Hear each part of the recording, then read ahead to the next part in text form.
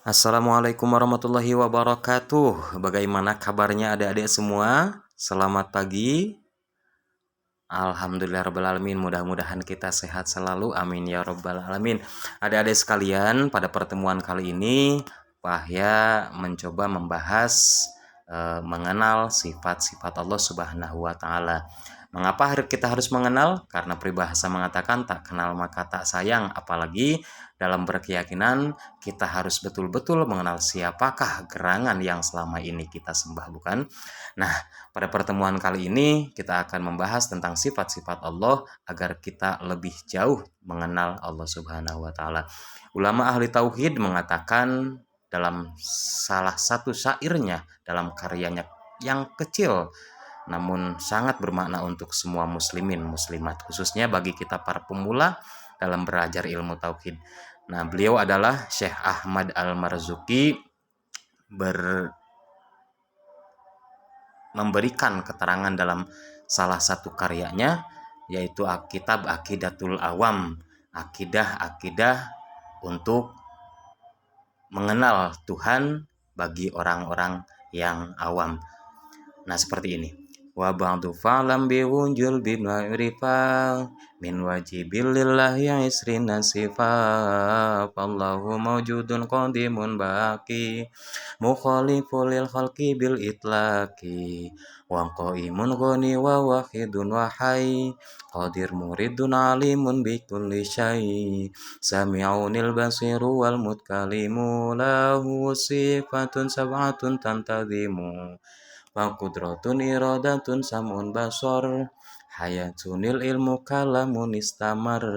Nah, mungkin adik-adik pasti banyak yang sudah mendengar bahkan hafal syair-syair atau bait-bait nazom dalam sebuah kitab Aqidatul Awam yang dikarang oleh Syekh Ahmad Al-Marzuki. Itu adalah salah satu pedoman yang dijadikan sebagai landasan dasar berakidah Ahlussunnah wal Jamaah.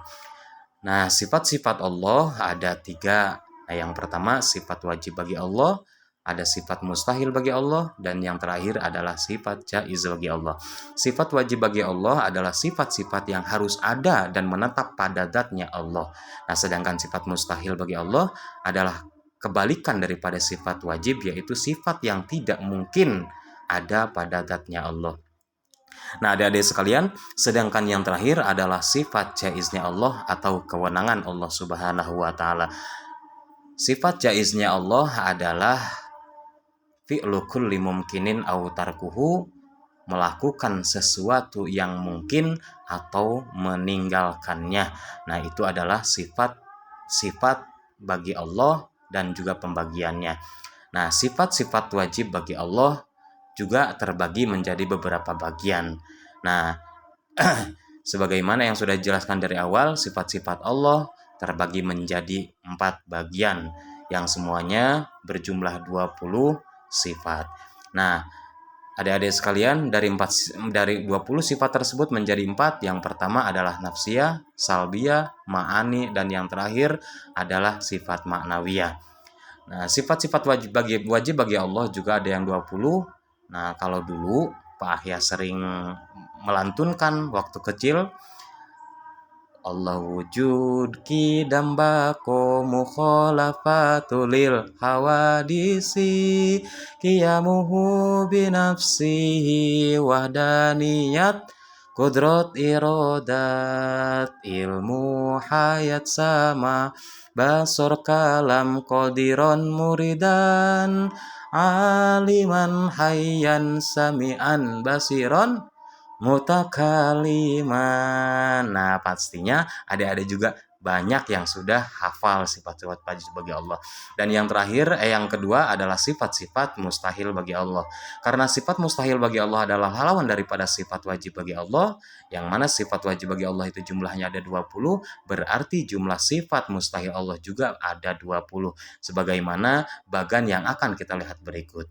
Ada Adam, Kudus, fana, mumasalatul hawadisi, ihtiyajuhu li ghairihi, ta'addud, ajzun, karohah, jahlun, maitun, mautun, umyun, summun, bukmun, ajizan, mukrohan, jahilan, mayyitan, a'ma, asommu, abkamu.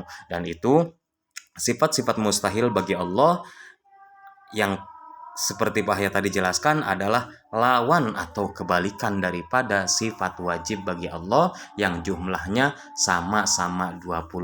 Nah, ini adalah sifat yang tidak mungkin ada pada zatnya Allah. Kemudian yang terakhir adalah sifat jaiz bagi Allah. Apa sifat jaiz bagi Allah? Sifat jaiz bagi Allah adalah fi'lu kulli mumkinin au tarkuhu, melakukan sesuatu yang mungkin terjadi ataupun meninggalkannya. Artinya itu adalah hak prerogatif Allah. Dan arti Allah dalam arti Allah punya kebebasan penuh dalam mewujudkan atau membuat sesuatu yang mungkin terjadi ataupun tidak melakukannya. Nah, ingat yang harus di garis bawahi di sini adalah yang mungkin terjadi.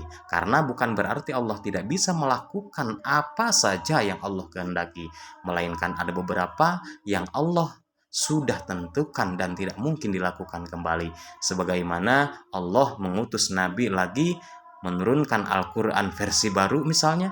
Nah, itu tidak mungkin karena Allah sudah menetapkan bahwa tidak akan mengutus Nabi setelah Nabi Muhammad SAW dan tidak akan juga menurunkan Al-Quran sebagai wahyu Allah yang diturunkan kepada Nabi terakhir yaitu Nabi Muhammad SAW. Nah, adik-adik sekalian, nah itulah pembagian sifat-sifat Allah Subhanahu wa taala. Nah, apa sih yang dimaksud dengan sifat yang mungkin terjadi? Contoh kecil seperti halnya Allah bebas menentukan nasib seseorang, mau menjadikan si A miskin atau si B kaya ataupun sebaliknya. Atau juga Allah mau menghendaki siapa saja di antara kita semua menjadi pintar ataupun bodoh sekalipun. Nah, itu semua adalah kehendak Allah yang mana tidak bisa diganggu-gugat. Sebagaimana halnya perjumpaan kita saat ini tidak bisa lepas dari sifat makhluk yaitu sifat sementara. Ada awal pasti ada akhir, ada perjumpaan pasti ada perpisahan. Karenanya mungkin cukup sekian pertemuan pada kali ini. Kita sama-sama berdoa mudah-mudahan kita mendapatkan ilmu yang bermanfaat. Amin ya robbal alamin. Al-Fatihah.